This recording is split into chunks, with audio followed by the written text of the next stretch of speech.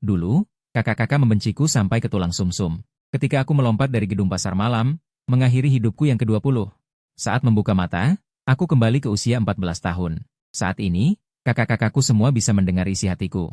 Tengah malam, kakak tertua sedang bekerja di ruang kerja. Tiba-tiba, sebuah suara terngiang di benaknya. Silet, bak mandi penuh air, atau pecahan kaca yang lebih cepat menghasilkan darah, dia sampai mematahkan pulpen di tangannya. Ternyata itu suara adik laki-lakinya, Ye Heng. Kakak tertua mendobrak pintu kamarku. Pemandangan berantakan dan aroma darah menusuk matanya. Pandangannya akhirnya tertuju pada pergelangan tanganku yang penuh luka. Dia meraih tanganku dan membantingku ke tempat tidur. Suara Ye Yulu terdengar suram. Ye Heng, apa kamu sudah gila? Melihatku tidak bereaksi seperti orang mati, dia menahan amarahnya dan bertanya, sebenarnya apa yang terjadi? Aku terbaring di tempat tidur, tidak bergerak. Dalam hati aku mencibir, menjelaskan kenapa aku ingin mati? Atau menjelaskan sikap dingin dan kebencian kalian selama 10 tahun? Menjelaskan setelah kecelakaan itu, kalian menyalahkan aku, seorang anak berusia 4 tahun, atas kematian orang tua? Atau menjelaskan ketakutan dan ketidakberdayaku? Cukup sudah. Semuanya harus berakhir. Luka di pergelangan tangan sepertinya belum cukup dalam.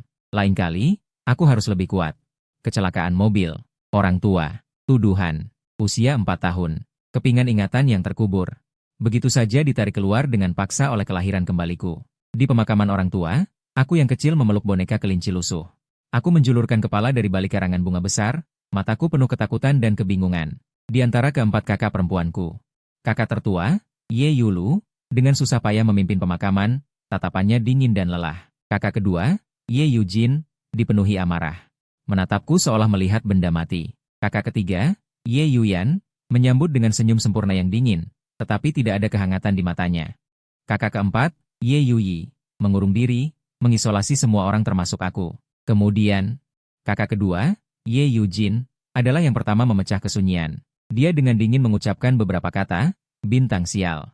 Jika kamu tidak ingin pergi ke taman hiburan, bagaimana mungkin ayah dan ibu mengubah rute dan menabrak truk yang lepas kendali itu? Pikiran ini menjadi alasan kebencian mereka selama 10 tahun. Selain uang, mereka tidak pernah memberiku sedikit pun kehangatan, membiarkanku tumbuh liar di villa yang dingin ini. Tubuh Ye Yulu yang ramping bergetar hebat. Ternyata dia tahu segalanya. Bibirnya bergetar, tetapi dia tidak bisa mengucapkan sepatah kata pun untuk membantah. Ya, apa haknya? Dia melihatku yang meringkuk di tempat tidur, untuk pertama kalinya melihat dengan jelas keputusasaanku. Terdengar suara keras. Disertai dengan raungan rendah yang menahan amarah, apa yang terjadi? Kakak kedua, Ye Yujin, muncul di ambang pintu seperti hantu.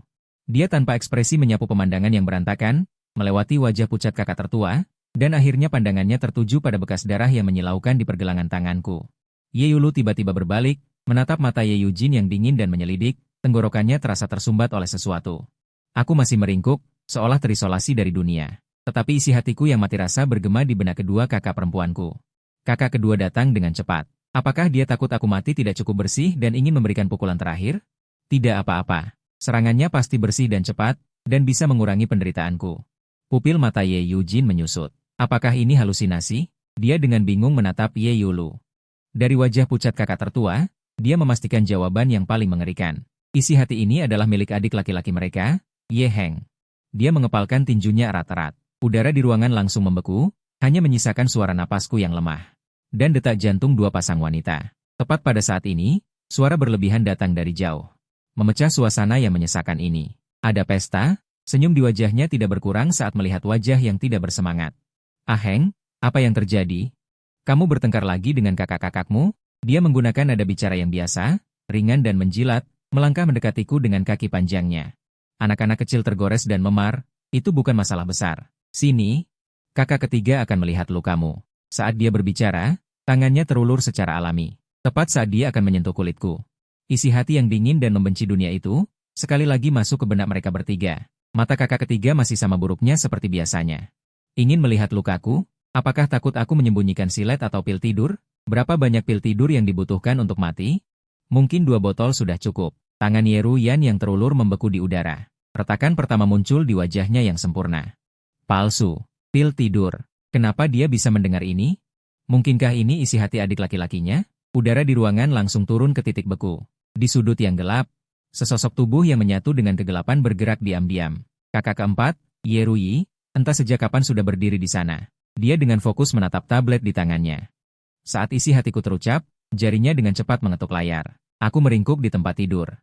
Isi hatiku terdengar lagi. Kakak keempat juga ada di sini? Apakah karena dia seorang peretas top, dia bisa mencari cara mati tanpa rasa sakit? Atau di mana bisa membeli racun? Melompat dari gedung sepertinya pilihan tercepat. Terdengar suara retakan ringan. Tablet militer di tangan Yerui retak karena genggamannya yang kuat. Cara mati tanpa rasa sakit. Racun. Melompat dari gedung. Cara bunuh diri ini mengalir dari hati seorang anak laki-laki berusia 14 tahun. Dampaknya sangat menghancurkan. Ye Yulu mengungkapkan permohonan serak, Ye Heng, jangan tinggalkan aku. Aku berbaring di tempat tidur tanpa bergerak, tetapi suara hatiku dipenuhi kebingungan, jangan pergi. Bukankah rumah ini, tempat ini, sudah lama tidak memiliki tempat untukku? Sandiwara persaudaraan seperti apa yang kalian mainkan? Atau apakah ini hanya cara baru untuk menyiksaku? Kebingungan dan mati rasa di hatiku jauh lebih mengerikan daripada ejekan dan keputusasaan sebelumnya. Aku tidak lagi mempercayai reaksi mereka, hanya menganggap semua ini sebagai bentuk siksaan lain. Ye Yulu membuka mulutnya. Dia ingin mengatakan tidak, ingin menjelaskan, ingin menebus. Tetapi 10 tahun pengabaian dan luka seperti jarum besi, membuat semua perkataannya tampak pucat dan sangat munafik. Pergi, kata-kata yang kuucapkan sedingin es. Pergi kalian semua. Suaranya tidak keras, tetapi seperti palu godam yang menghantam hati keempat orang itu. Namun, tidak ada satupun yang beranjak. Udara dipenuhi konfrontasi tanpa suara dan keheningan yang mematikan. Akhirnya, Ye Yulu yang pertama bergerak. Dia perlahan menarik kembali tangannya yang terulur ke arahku. Menarik napas dalam-dalam dan menoleh ke adik perempuan ketiganya. Peringatan, jaga pintu. Jangan biarkan siapapun mendekati lantai ini. Ruyan, segera hubungi Chen Tua. Suruh dia segera datang, dimanapun dia berada, dengan segala cara. Chen Tua adalah dokter keluarga Ye, juga seorang ahli psikologi top di negara ini. Ye Yulu melirik punggung yang meringkuk di tempat tidur. Dengan suasana hati yang berat, dia keluar dari kamar. Hanya aku yang tersisa di kamar. Aku membuka telapak tangan kananku yang tergenggam erat. Sepotong kecil kaca berbentuk segitiga tergeletak diam di telapak tangan. Tadi, ketika Yeruyan mengulurkan tangan, aku tanpa sadar menyembunyikannya. Berpikir bahwa lain kali aku harus menemukan tempat yang lebih tenang. Ketika malam sunyi senyap, aku berjalan tanpa alas kaki menuju kamar mandi pribadi di kamar. Suara pintu yang terbanting menutup terdengar sangat menusuk di tengah keheningan. Di luar pintu, Ye Yujin, yang bersandar di dinding yang dingin, tiba-tiba membuka matanya yang terpejam rapat. Di dalam kamar mandi, aku berdiri di depan wastafel. Cermin yang pecah memantulkan mataku yang kosong dan rambut hitamku yang berantakan. Aku tidak melihat cermin, hanya menunduk dan membuka telapak tangan kananku. Pecahan kaca yang tajam itu masih ada di sana. Aku mengulurkan tangan kiriku, dengan lembut membelai sudut paling tajam dari pecahan itu. Sensasi menyengat terasa. Tetesan darah merah terang merembes keluar dari ujung jari. Benar saja, cukup tajam. Suara hati yang dingin dan mati rasa itu menembus dinding. Terdengar di benak keempat kakak perempuan di luar pintu. Memotongnya, seharusnya akan cepat. Di mana ya? Tangan kiriku perlahan terangkat, terentang di depan mata. Di bawah kulit pucat, pembuluh darah biru terlihat samar-samar. Tangan kanan mencubit ujung kaca, dengan lembut menekan ke pembuluh darah yang paling menonjol di sisi dalam pergelangan tangan kiri. Ketemu. Di sini. Selama aku menggesernya dengan kuat, kali ini tidak akan ada yang bisa menggangguku lagi. Brak, sebuah ledakan keras memekakan telinga. Pintu batu giok itu ditendang terbuka seperti kertas. Ye Yujin menerjang masuk. Ye Yulu di lantai bawah juga melompat dari sofa ketika ledakan itu terdengar. Terhuyung-huyung menaiki tangga. Tetapi gerakanku tidak berhenti. Di saat pergelangan tangan akan diayunkan dengan kuat ke bawah. Dalam sepersekian detik, sebuah tangan besar mencengkeram erat tangan kananku yang memegang kaca. Tubuhku secara naluriah condong ke belakang, seluruh tubuhku terhuyung-huyung dan punggungku membentur dinding ubin yang dingin. Sebuah erangan tertahan keluar dari tenggorokanku. Sosok tinggi dan ramping Ye Yujin benar-benar menutupi diriku, menahanku dengan kuat di dinding. Tangan yang lain dengan tepat menahan pergelangan tangan kiriku. Dia menunduk, menatapku dengan tatapan dingin. Suaraku lemah. Lepaskan. Ye Yujin tidak hanya tidak melepaskan, tetapi malah mencengkeram lebih erat. Dia menatap ekspresi mati rasa di wajahku yang pucat. Amarah yang tak bernama bercampur dengan hawa dingin menyapu kepalanya. Suaranya rendah. Setiap kata seolah dipaksa keluar dari sela-sela gigi, membawa amarah yang sangat tertekan, dan getaran yang bahkan tidak dia sadari. Apa yang kamu pikirkan? Aku terdiam. Suara hati yang dingin itu membawa kelelahan dan keputusasaan. Dengan jelas menghantam benak Ye Yujin. Tentu saja aku ingin bebas. Aku mengangkat kepala, mata menatap langsung ke mata Ye Yujin. Mata yang marah, tetapi tidak ada rasa takut, tidak ada permohonan. Hanya keheningan yang mati dan kelelahan yang menusuk tulang. Ye Yujin berdiri di pintu, dadanya naik turun dengan hebat. Dia menatap adiknya yang ditekan dengan kuat ke dinding oleh Ye Yujin. Seluruh tubuhnya berduri. Ye Ruyan berdiri di belakangnya. Menatap pemandangan di depannya, kepura-puraan yang biasa dia gunakan di wajahnya hancur total. Dia untuk pertama kalinya dengan jelas melihat gurun yang mati di mataku. Juga untuk pertama kalinya melihat kakak kedua mengungkapkan emosi yang begitu kuat. Sebuah ria absurd melintas di mataku yang kosong. Suara hati itu terdengar lagi. Apa yang terjadi dengan mereka? Mengapa mereka semua berubah? Mengapa tiba-tiba peduli pada beban?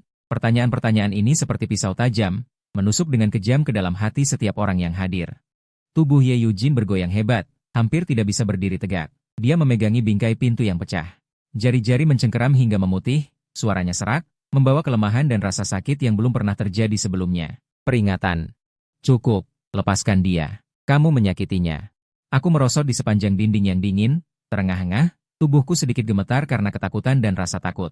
Ye Yujin menarik napas dalam-dalam, dengan paksa menekan emosi yang bergejolak, melangkahi pintu yang rusak. Berjalan ke kamar mandi yang sempit, dia melepas jaketnya dan berjongkok dengan gerakan kaku. Ingin menyampirkan pakaian di bahuku yang gemetar sendirian, aku menyusut tiba-tiba seperti binatang kecil yang ketakutan. Tanpa sadar menghindari sentuhannya, membenamkan wajahku dalam-dalam di lututku, hanya menyisakan punggung yang menolak untuknya. Jaket kasmir yang lembut itu terasa berat pada saat ini, tidak bisa mengatakan sepatah kata pun, dia pertama kali merasakan kemampuan komunikasinya yang cukup untuk menyelesaikan segalanya. Saat ini sangat pucat dan tidak berdaya. Di bawah, suara Paman Sang, kepala pelayan, sedikit cemas. Terdengar jelas melalui telepon internal, memecah udara yang membeku ini, Nona besar. Nona Shen Youchu dari keluarga Shen datang berkunjung, mengatakan bahwa orang itu sudah tiba di ruang depan. Saat ini Shen Youchu duduk dengan anggun di sofa. Kaki panjang disilangkan, posturnya santai, tetapi memancarkan aura yang memaksa. Ye Yulu merenung dalam diam. Waktu kedatangan Shen Youchu yang tiba-tiba terlalu kebetulan, dia berbicara tentang proyek di mulutnya. Namun, pandangannya beberapa kali melayang ke atas, apakah itu kebetulan atau dia tahu sesuatu. Dia hanya ingin menyingkirkan tamu tak diundang ini secepat mungkin. Adik laki-lakinya yang genting di atas adalah semua yang dia khawatirkan saat ini. Tepat pada saat ini, suara remaja yang dingin dan mati rasa terdengar di benaknya. Tenang. Mengapa tidak bisa diam? Sangat lelah, aku benar-benar sangat lelah. Lain kali, aku hanya ingin sendirian. Jari Shen Youchu yang memegang cangkir teh berhenti sejenak. Suara siapa ini? Ye Heng dari keluarga Ye, putra bungsu keluarga Ye yang keberadaannya sangat rendah dalam rumor. Putra kecil yang eksentrik, Shen Youchu langsung teringat, selain 4 putri ini di keluarga Ye. Sepertinya ada seorang putra juga, lalu suara di benaknya tadi, mungkinkah itu isi hatinya? Pada saat yang sama, isi hatiku terdengar lagi, mengapa Shen Youchu ada di sini, tepat pada saat isi hatiku jatuh. Wajah Ye Yulu tiba-tiba menjadi sangat jelek, Shen Youchu menatapnya. Tangan yang tergantung di udara tanpa sengaja cenderung, sepertinya ada hal yang lebih mendesak di rumah Ye daripada proyek, hati Ye Yulu tenggelam. Urusan pribadi keluarga Ye, tidak perlu Anda khawatirkan, proyek Chenxi akan dibahas lain hari. Paman Sang, antar tamu, Shen Youchu perlahan berdiri. Melirik ke arah tangga dengan penuh makna, jika demikian, aku tidak akan mengganggu. Ye Yulu berdiri di depan jendela, melihat bayangan mobil yang menjauh dengan hati yang penuh kekhawatiran, kemudian suara Ye Ruyan memecah kesunyian. Kakak, Tuan Shen sudah tiba, Ye Yulu segera berbicara. Rui bawa Tuan Shen ke atas, beri peringatan, jaga gerbang. Cahaya lembut dari lampu lorong di lantai 2, Ye Rui menatap layar pengawasan, dan aku masih terkunci di tempat tidur. Di sampingku ada permen stroberi yang diam-diam diselipkan Ye Ruyan untukku. Tuan Shen membawa kotak medis, berjalan perlahan mendekat, meskipun berusia lebih dari 60 tahun. Matanya lembut dan ramah, seolah-olah bisa melihat segalanya, dia mengetuk pintu dengan lembut. Ye Heng, aku kakek Chen, bolehkah aku masuk dan melihatmu? Tidak ada suara dari dalam pintu, Tuan Shen mendorong pintu hingga terbuka, matanya dengan lembut menyapu ruangan. Pecahan kaca telah dibersihkan, aku ditutupi dengan selimut lembut, dia duduk di samping tempat tidur dengan suara lembut. Ye Heng, kamu terkejut hari ini, biarkan kakek Shen melihat di mana kamu merasa tidak nyaman. Aku tahu hatimu terasa seperti tertutup awan gelap, merasa pengap, tapi ini bukan salahmu. Itu monster kecil emosi buruk yang membuat kekacauan, tapi jangan takut, dia paling takut pada permen stroberi. Tuan Shen mengeluarkan kantong kertas kecil, meletakkannya dengan lembut di meja samping tempat tidur. Ye Heng, ada permen di sini, makanlah dan semua emosi buruk akan hilang. Para saudari keluarga Ye mendengarkan semua ini dengan tenang di luar pintu. Ye Yulu menyatukan kedua tangannya, berulang kali mengepal dan mengendurkan, mata Ye Ruyan memerah. Tenggorokannya tercekat, dan di tablet Ye Rui, terus-menerus muncul petunjuk bahwa fluktuasi emosi melemah. Ketika Tuan Shen bangkit, matanya menyapu beberapa orang di luar pintu, dengan sungguh-sungguh mengatakan, anak ini membutuhkan kesabaran dan pendampingan. Harus lebih banyak berbicara dengannya. Bahkan jika dia tidak menanggapi, harus lebih banyak membawakan barang-barang yang dia sukai. Perlahan menemaninya, Simpul di hatinya akan selalu terbuka. Ye Yulu mengangguk, menatap Ye Ruyan dengan penuh rasa bersalah. Suaranya serak, Ruyan pergi membeli beberapa makanan ringan dan mainan yang disukai Ye Heng. Ye Ruyan dengan malu menggaruk kepalanya. Kakak, makanan ringan apa yang disukai Ye Heng? Pertanyaan ini membuat semua orang tercengang. Semua orang tidak tahu makanan ringan apa yang disukai adik laki-laki mereka. Ye Yulu menghela napas ringan, dengan penuh menyalahkan diri sendiri. Kalau begitu belilah beberapa makanan ringan yang sering dimakan anak-anak dan mainan populer. Ye Ruyan segera mengangguk. Berbalik dan pergi dengan cepat, punggungnya penuh dengan keinginan untuk menebus. Mata Ye Yujin menyapu pintu, dengan dingin bertanya. Apakah perlu memanggil beberapa pengawal untuk berjaga? Tidak perlu. Mata Ye Yulu menatap tajam pintu yang tertutup rapat itu. Yang paling dibutuhkan Ye Heng sekarang bukanlah pertahanan, melainkan rasa aman. Kita beberapa orang akan berjaga secara bergantian.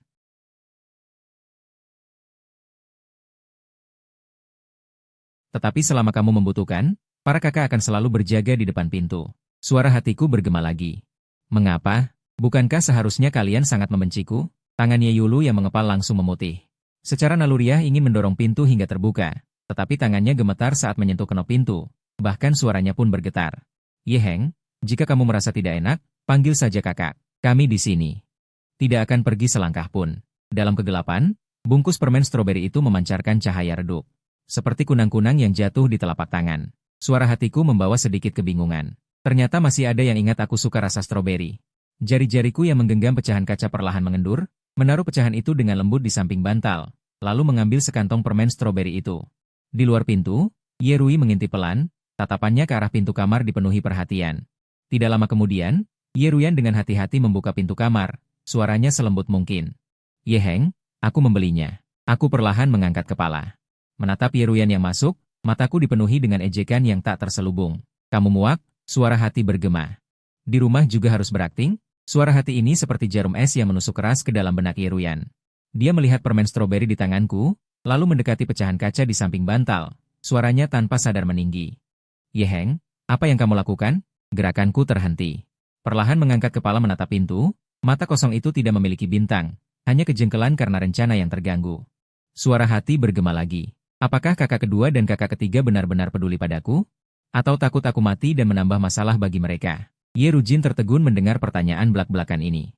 Untuk sesaat dia tidak bisa berkata apa-apa. Tepat pada saat pikiran mereka kacau, aku tiba-tiba meraih pecahan kaca di samping bantal. Mengarahkannya ke pergelangan tangan.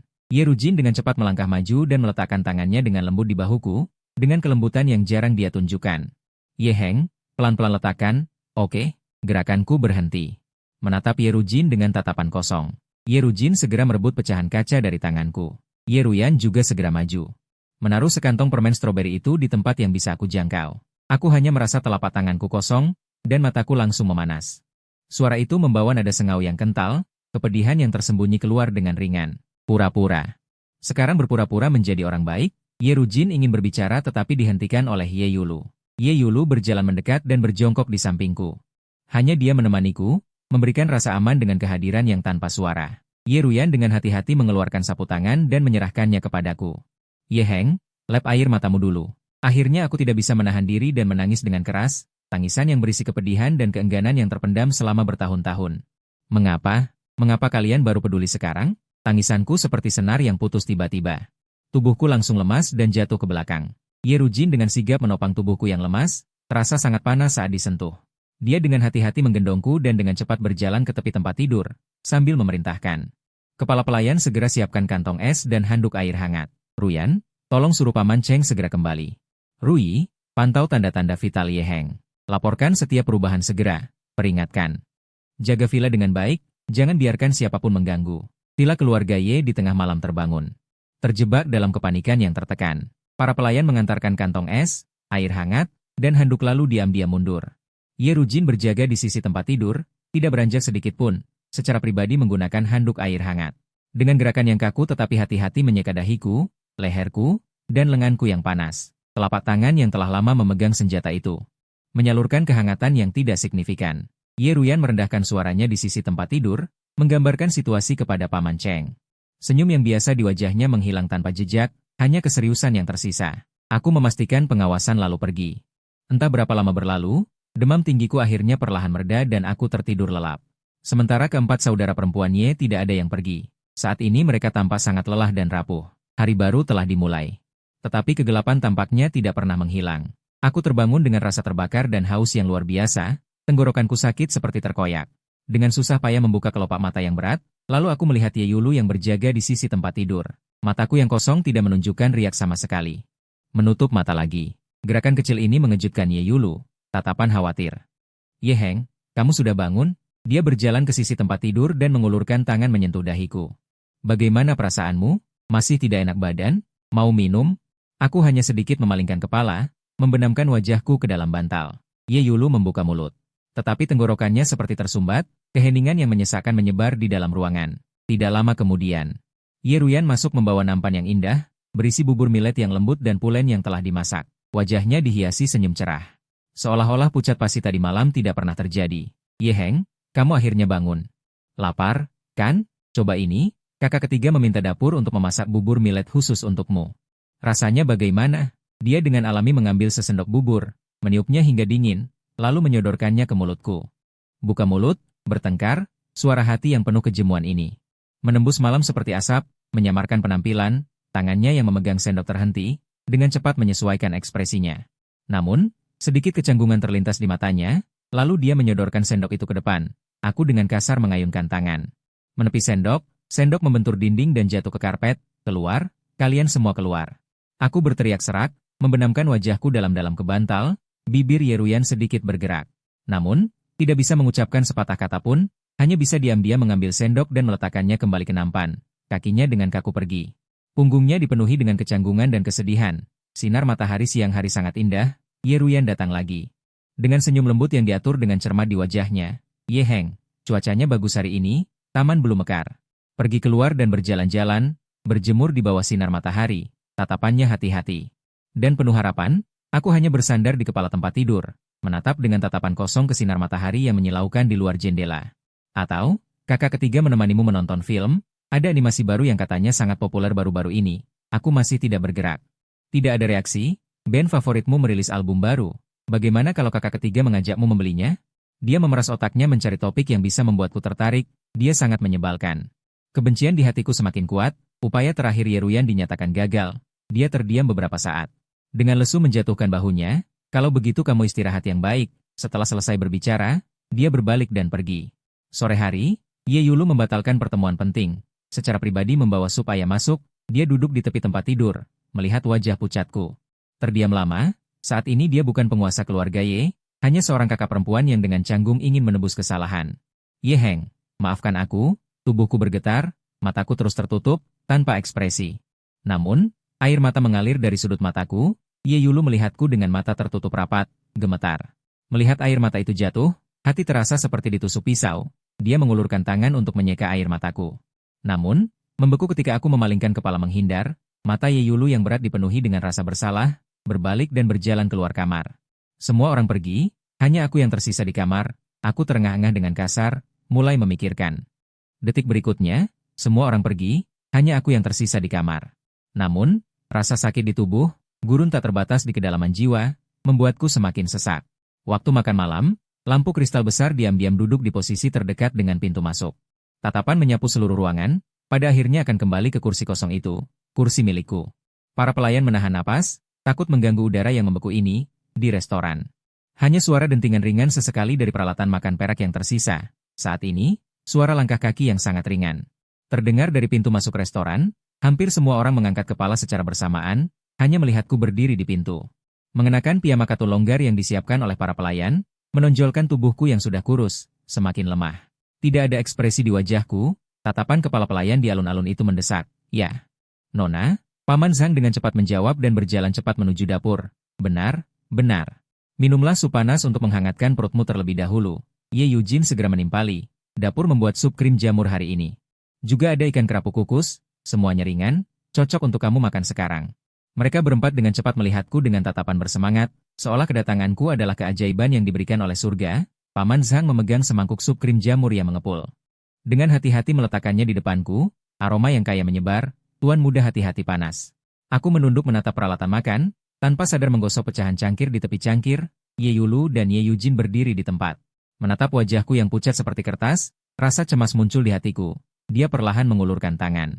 Dengan lembut meraih pergelangan tanganku, Aku tiba-tiba mendongak menatap Ye Yulu. Pergi. Aku ingin mencoba mendorong Ye Yulu menjauh, tetapi dadaku naik turun karena emosi yang kuat. Aku tiba-tiba merasa pusing. Saat tiba-tiba bangun, aku menjatuhkan kursi. Suara pecahan porselen jatuh ke tanah. Ye Ruyan dan Ye Yujin hampir bersamaan berteriak, "Kirim dia ke rumah sakit." Ye Ruyan mengangkatku dalam pelukannya. Bergegas menuju mobil hitam yang sudah menyala di luar gerbang. Di koridor rumah sakit, Ye Yulu dengan cemas mondar-mandir di luar pintu putih bersih. Dia terus melihat ke pintu kamar rumah sakit yang putih bersih itu. Tidak tahu berapa lama berlalu, pintu kamar rumah sakit didorong terbuka. Seorang dokter yang mengenakan jas putih berjalan keluar, hanya gegar otak ringan, tidak ada masalah lagi. Namun, tatapan dokter menyapu keempat orang itu, nada bicaranya menjadi serius, dilihat dari kondisi yang kalian katakan tadi. Aku curiga mentalnya tampak tidak stabil, kalian cari dokter kejiwaan, periksakan dia. Suaranya membawa penekanan yang menyakitkan, kata-kata dokter itu seperti palu godam, menyakiti diri sendiri. Ruangan sunyi senyap, hanya monitor jantung yang mengeluarkan suara bip yang teratur dan dingin. Tampak sangat menusuk di ruangan yang terlalu sunyi, kesadaranku seperti tenggelam di air keruh yang dalam, sedikit demi sedikit naik dengan susah payah. Rasa lelah menyelimuti seluruh tubuh, setiap sel berteriak sakit dan lemas. Aku membuka kelopak mata yang berat. Pandangan kabur untuk beberapa saat, baru kemudian bisa melihat dengan jelas langit-langit putih menyilaukan di atas kepala. Aku mencoba bergerak sedikit. Namun tubuh terasa seperti diisi timah, kemudian pergelangan tangan terasa seperti terikat. Pandanganku tertuju pada tangan kiriku. Pergelangan tangan kiri entah sejak kapan dililit perban perekat yang berpori. Ujungnya diikat pelan di pagar ranjang, menyisakan ruang gerak selebar setengah lengan. Aku samar-samar menyadari, ini untuk mencegahku menarik selang infus saat membalikan badan, sehingga dibatasi. Keringat dingin bercampur air mata langsung mengucur di dahiku. Kenapa memperlakukanku seperti ini? Lepaskan aku. Hicks, kumohon lepaskan aku. Heng. Jangan bergerak, hati-hati lukanya. Ye Yujing yang pertama kali menerjang ke sisi ranjang. Wajahnya pucat pasi, suaranya bergetar seperti ingin menangis, mencoba menekan bahuku yang bergerak liar. Ini demi melindungimu. Jangan sentuh aku, suaraku bergetar, pergelangan tangan yang terikat semakin keras menarik. Pergelangan tangan dengan cepat memerah karena gesekan perban, terlihat sangat menyakitkan. Heng. Tenanglah, Ye Yulu juga bergegas ke sisi ranjang, suaranya mengandung perintah yang tidak bisa dibantah. Dan sedikit kepanikan yang sulit dideteksi. Dia mengulurkan tangan, mencoba mengendalikan tanganku yang terikat dan bergerak liar. Aku tiba-tiba menciut, punggungku menempel erat di kepala ranjang, suaraku bergetar seperti ingin menangis. Jangan sentuh aku, ujung jariku yang gemetar meraih-raih di udara, ingin meraih secercah rasa aman terakhir. Tapi aku tidak bisa meraih apapun. Saat itu, Ye Ruyan meraih pergelangan tangan kiriku. Aku hanya merasakan rasa sakit dan kebas yang kuat. Seketika menjalar dari pergelangan tangan ke seluruh lengan. Aku mendongak menatap Ye Ruyan. Dasar kau, Ye Ruyan. Dokter dan perawat yang mengenakan jas putih bergegas masuk, melihat kekacauan di kamar, segera menyiapkan obat penenang. Saat obat penenang mulai bereaksi, aku lemas dan terkulai di ranjang. Ye Yulu berjalan ke sisi ranjang dan berbisik pelan. Heng, kakak ada di sini. Cairan obat yang dingin di kamar menusuk pembuluh darah, menghancurkan sedikit perlawanan terakhirku. Tubuh tidak lagi melawan. Ye Yujing seperti kehabisan tenaga, terduduk lemas di kursi plastik. Kedua tangannya menutupi wajah. Tatapannya tadi padaku. Dia menyuruh kami pergi. Dia bilang kami adalah orang yang menyakitinya. Suaranya hancur berantakan, mengandung isak tangis yang berat. Apa yang dia katakan itu benar? Apakah kami benar-benar selalu menyakitinya? Kalimat ini seperti pisau, menusuk dalam-dalam ke hati setiap orang. Ye Yulu tiba-tiba menoleh, matanya menatap tajam ke arah Ye Yujing. Diam kamu. Dia melangkah ke depan Ye Yujing. Sekarang mengatakan ini apa gunanya? Dulu siapa yang mengabaikannya?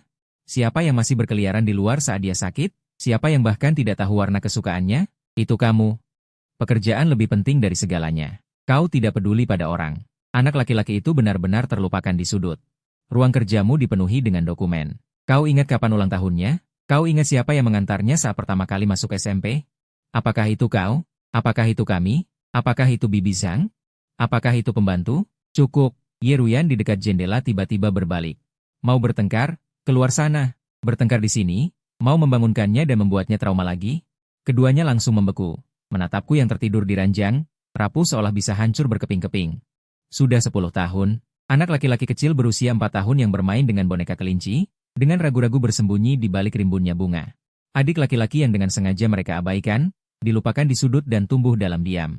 Adik laki-laki yang kini dililit keputusasaan dan penderitaan. Seorang remaja yang hanya ingin mati. Gambaran itu terjalin di benak, akhirnya terpaku pada mataku yang penuh dengan penghinaan dan kebencian karena terikat. Seorang kakak perempuan yang benar-benar dikalahkan oleh penyesalan dan sakit hati yang terlambat. Ye Yujing melihat punggung gemetar kakak tertua, lalu menatapku di ranjang. Dia dengan lemas merosot terduduk di lantai yang dingin. Maafkan adik, maafkan aku. Kakak ketiga salah. Sungguh salah, kumohon jangan menyerah, jangan pergi. Beberapa jam kemudian, aku perlahan membuka mata. Pandangan kabur terfokus pada langit-langit putih di atas. Bau disinfektan khas rumah sakit menusuk hidung, membuatku tanpa sadar menggerakkan kedua tangan. Tanpa diduga, aku menemukan kain yang mengikat pergelangan tanganku sudah hilang. Sebagai gantinya, luka ditutupi perban bersih. Perubahan ini membuatku sedikit terpana. Ikatannya sudah dilepas. Saat itu, Ye Yujing menyadari aku terbangun. Segera mendekat, suaranya mengandung ketegangan dan berusaha menyenangkan. Aheng, kau sudah bangun? Bagaimana perasaanmu? Sakit tenggorokan tidak? Mau minum air? Dia dengan panik meraih gelas berisi air hangat di meja samping ranjang, memasukkan sedotan dan menyodorkannya ke bibirku. Hangat, tidak panas. Minumlah sedikit untuk membasahi tenggorokan. Pandanganku kosong menyapu sedotan, memalingkan wajah. Aku benar-benar tidak punya tenaga untuk menjawab. Juga tidak tahu bagaimana menghadapi perhatian yang tiba-tiba ini. Tidak perlu. Senyum Ye Yujing membeku di wajahnya. Tidak mau minum tidak apa-apa. Tunggu sampai kau ingin minum, baru beritahu kakak ketiga. Dia melirik keluar. Hari sudah terang. Cuaca hari ini sepertinya cukup baik, tidak ada angin. Apa bedanya siang dan malam? Duniaku selalu gelap. Isi hatiku benar-benar menghalangi semua keraguannya. Ye Yujing menundukkan bahunya dengan lesu. Saat itu, Ye Rui menghampiri Ye Yujing sambil membawa laptop. Dia dengan hati-hati memberikan layar itu ke sudut pandangku, sambil memeluk boneka kelinci yang kotor, berjari kaki, bertelinga, dan berpaha. Di samping anak laki-laki itu, berjongkok seorang gadis besar yang tampak baru berusia 8 atau 9 tahun, dengan senyum cerah di wajahnya. Satu, mata persik yang indah itu, bahkan melalui piksel yang buram, bisa merasakan di dalamnya. Penuh dengan cinta dan memanjakan tanpa syarat untuk adik laki-lakinya ini. Di bawah foto itu, ada juga kata-kata bengkok yang aku tulis dengan pena pintar. Aku pertama kali datang ke taman hiburan dan bersenang-senang dengan kakak perempuan ketiga yang paling aku sukai. Adegan ini seperti jarum halus. Dengan lembut menusuk pertahanan di hatiku. Kenangan yang lama terkubur tiba-tiba muncul. Tubuhku sedikit gemetar. Bibiku bergerak-gerak tetapi tidak bisa mengeluarkan suara. Potongan-potongan kehangatan yang terlupakan, manisnya permen kapas. Musik komedi putar, dan tawa kakak perempuan ketiga saat mengangkatku tinggi-tinggi, membanjiri pikiranku seperti air pasang. Kakak perempuan ketiga, isi hatiku yang dingin dan mati rasa, pada saat foto itu tertangkap mata. Untuk pertama kalinya muncul fluktuasi yang sangat hebat, membawa kehampaan yang sulit dipercaya, seolah-olah dipaksa untuk bangun. Fragmen ingatan yang berasal dari ruang dan waktu lain. Suara Ye Yujing tercekat, aheng. Maaf, ini salah kakak ketiga. Mendengar kalimat ini, air mataku jatuh tak terkendali. Aku memalingkan wajah, tidak ingin kakak melihat betapa rapuhnya diriku. Namun bahuku tidak bisa berhenti berkedut ringan. Ye Yujing panik, dan buru-buru mengeluarkan tisu untuk membantuku menyeka air mata. Tetapi dia tidak berani mendekat dengan gegabah, dan hanya bisa menyerahkannya dengan hati-hati. Jangan menangis. Aheng, ini salah kakak ketiga. Aku tidak akan pernah membuatmu sedih lagi. Pergi, aku mendorong Ye Yujing, kau bukan dia. Kau bukan kakak perempuan ketigaku. Dia sudah lama tidak ada. Kata-kata, tidak ada, seperti gugatan yang paling berat. Menghantam hati Ye Yujing dengan keras. Dia terhuyung mundur karena didorong, melihat tatapanku yang menganggapnya sebagai perusak. Kemudian dia melihat anak laki-laki di layar. Ye Yujing memeluk laptop dengan gugup dan berkata dengan suara pelan, maaf, aku tidak tahu akan jadi seperti ini. Ye Yujing berdiri di dekat jendela dan melihatku menangis hingga hampir pingsan. Kemudian dia menekan titik akupunktur di sisi dalam lenganku dengan jarinya. Ye Yujing, kenapa selalu kau? Aku membencimu. Dokter, panggil dokter. Ye Yujing bangkit dari lantai. Berteriak histeris ke arah pintu. Perawat dan dokter bergegas masuk lagi untuk menyiapkan obat penenang. Ye Yujing terduduk lemas di lantai. Ini aku yang menyakitinya. Aku yang menghancurkan kakak perempuan ketiga yang paling disukai Aheng. Ini salahku. Aku seharusnya tidak memperlakukannya seperti ini. Ini aku. Cukup, Ye Yujing. Bahkan jika kau memukuli dirimu sendiri sampai mati sekarang, apa gunanya? Bisakah itu membuatnya lebih baik? Bisakah itu membuatnya memaafkanmu? Ye Yujing gemetar mendengar bentakan itu. Gerakan gilanya terhenti. Apa yang harus kulakukan, kakak kedua? Apa yang harus kulakukan? Dia sangat membenciku sekarang. Diam. Keluar. Sekarang juga pergi cuci muka dan tenangkan diri. Jangan memprovokasinya lagi di sini. Dia menatapku yang menangis tanpa suara di tempat tidur, lalu menatap wajah kakak kedua yang membiru, dan berjalan keluar kamar dengan linglung. Waktu berlalu sangat lama. Suasana di kamar masih sangat menekan, sampai Ye Yulu kembali dan membuka pintu kamar. Saat memasuki ruangan, dia menyadari ada sesuatu yang berbeda. Adik laki-laki yang tenang di tempat tidur. Ye Yujin yang terdiam sambil memeluk kepalanya. Ye Yuyan yang berdiri di dekat jendela, dan Ye Yui yang bersembunyi sendirian di sudut. Apa yang terjadi? Bagaimana keadaan Aheng? Ye Yuyan menatap Ye Yujin di sampingnya. Sorot mata yang mendominasi itu mengandung perintah. Tubuh Ye Yujin bergetar secara naluriah. Kemudian dia memeluk laptop dan berjalan ke sisi Ye Yulu. Menceritakan semua yang terjadi tadi tanpa ada yang ditutupi. Malam.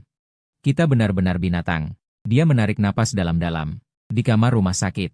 Keputusasaan yang menyesakkan dan rasa bersalah yang berat itu hampir membuatnya gila. Dia perlu melarikan diri sementara dari ruang seperti neraka itu, meskipun hanya beberapa menit. Tepat ketika dia baru saja keluar dari lobi lift. Saat hendak berjalan menuju taman kecil di sisi rumah sakit, sebuah suara rendah dan mengandung daya tarik unik terdengar. Ye Yulu. Langkah kaki Ye Yulu tiba-tiba berhenti. Dia perlahan berbalik. Tatapan matanya langsung terpaku pada sumber suara. Shen Youchu. Direktur Shen. Ye Yulu menekan emosinya dengan paksa. Suaranya rendah. Apakah Direktur Shen juga merasa tidak enak badan? Matanya penuh dengan keraguan dan kewaspadaan. Setiap kemunculan Shen Youchu selalu disertai dengan kebetulan yang meresahkan dan ujian yang tak terduga. Pak Ye selalu khawatir. Sedikit masalah, periksa rutin saja. Bagaimana dengan Pak Ye?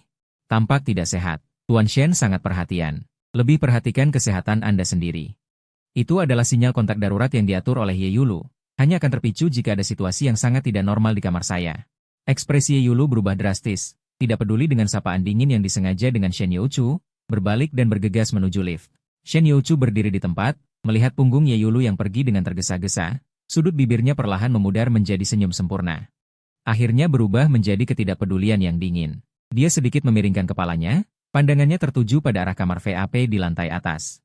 Dia tidak segera pergi, malah melangkah dengan kaki panjangnya dan dengan tenang berjalan menuju lift khusus VAP. Lift naik dengan stabil. Kekacauan yang menyesakkan di area kamar VAP lantai atas seperti kabut tebal yang nyata. Ketika Ye Yulu bergegas kembali ke koridor, yang dilihatnya adalah pemandangan seperti ini, dokter dan perawat masuk dan keluar dengan ekspresi serius. Ye Yujin terduduk lemas di tanah, Ye Rui meringkuk ketakutan di sudut, hanya Ye Ruyan yang menatap pintu kamar dengan tatapan kosong. Jantung Ye Yulu seperti dicekik erat oleh tangan tak terlihat. Dia bergegas ke pintu dan berteriak menanyakan situasinya. Ketika dia mendengar detak jantungnya tiba-tiba turun dan napasnya berhenti dan sedang diresusitasi, pandangannya menjadi gelap. Akhirnya pintu kamar dibuka kembali, Dr. Chen berkata dengan sungguh-sungguh, untuk sementara stabil. Tubuh tegang Ye Yulu tiba-tiba mengendur, tetapi kata-kata Dr. Chen berikutnya seperti seember air es. Harapan yang baru saja menyala padam sepenuhnya. Trauma di tingkat mental jauh melebihi perkiraan. Pikiran bawah sadar sangat menolak dunia luar, terutama sumber rangsangan tertentu. Membutuhkan lingkungan yang benar-benar aman dan stabil. Mungkin informasi penciuman tertentu yang dapat membangkitkan rasa aman, aroma tertentu, blood pine. Ye Rui menyerahkan rekaman pengawasan yang telah lama disegel selama 10 tahun dari sudut, itu adalah aroma ibunya. Harapan menyala kembali, tetapi kemudian digiring ke jurang keputusasaan oleh panggilan panik dari asisten. Minyak esensial blood pine murni yang memenuhi standar keamanan medis, paling cepat juga 2 hari. Hati Ye Yulu tenggelam ke dasar lembah yang dingin. Tepat di tengah kebuntuan yang menyesakan ini, mungkin aku bisa sedikit membantu. Suara rendah itu tiba-tiba terdengar di ujung koridor. Semua orang menoleh dan menemukan tatapan Shen Youchu. Dengan tenang menyapu pintu kamar, pemandangan keputusasaan yang berantakan ini, akhirnya tertuju pada pintu kamar saya yang tertutup rapat. Sementara semua orang memandangnya dengan waspada, Shen Youchu perlahan mengeluarkan botol roller kaca berwarna coklat tua dari saku mantelnya. Suaranya rendah dan jelas, aku punya minyak esensial blood pine ini. Pupil mata Ye Yulu menyusut tajam. Shen Youchu. Ye Yulu hampir mengucapkan kata-kata itu dengan gigi terkatup. Tuan Shen. Shen Youchu memotong keraguan dan pertanyaannya dengan tenang dan mengalihkan pandangannya ke Dr. Chen. Yang penting menyelamatkan orang. Dr. Chen, Anda dapat memeriksa komposisi dan keamanannya terlebih dahulu. Dr. Chen melihat botol kecil di tangan Shen Youchu. Kemudian melihat Ye Yulu dan pasien yang sangat kritis di tempat tidur, dia dengan cepat maju dan dengan hati-hati mengambil botol kaca kecil itu, membuka tutupnya, Dr. Chen mengendus dengan cermat. Dan menggunakan alat uji portabel untuk melakukan uji dasar cepat, ekspresi terkejut muncul di wajahnya, kemurniannya sangat tinggi. Komposisinya alami, tanpa bahan tambahan berbahaya. Sepenuhnya memenuhi standar penggunaan lingkungan medis. Ini seperti hujan di musim kemarau. Ye Yulu melihat botol kecil di tangan Dr. Chen. Kemudian melihat mata Shen Youchu yang tak berdasar, nyawa adiknya yang berada di ujung tanduk dan wanita berbahaya yang motifnya tidak jelas di depannya. Pada akhirnya, dia memilih nyawa adiknya. Bahkan jika ini mungkin umpan beracun yang dibungkus dengan madu, sebuah perjudian besar. Di dalam kamar, Dr. Chen dengan hati-hati meneteskan setetes minyak esensial blood pine ke dalam tangki air humidifier. Aroma kayu yang jernih dan murni menyebar dengan cepat dan lembut seiring dengan uap, memenuhi seluruh ruangan. Di tempat tidur, napas saya yang cepat dan lemah secara bertahap menjadi stabil. Pada monitor jantung, kurva parameter yang mewakili tingkat ketegangan juga jelas mereda. Ye Yulu melihat pemandangan ini melalui jendela pengamatan di pintu, tinjunya yang terkepal akhirnya perlahan mengendur. Shen Youchu, yang berdiri di dekat jendela di luar pintu, perlahan menutup matanya. Tepat saat aroma blood pine menyebar, pikiran saya benar-benar rileks. Saat saya tenggelam dalam tidur yang paling dalam, semua orang dikejutkan oleh suara hati saya di tempat. Ibu, ayah. Aku bukan bintang pembawa sial. Saat 3 kata, bintang pembawa sial, muncul, tubuh semua orang berguncang.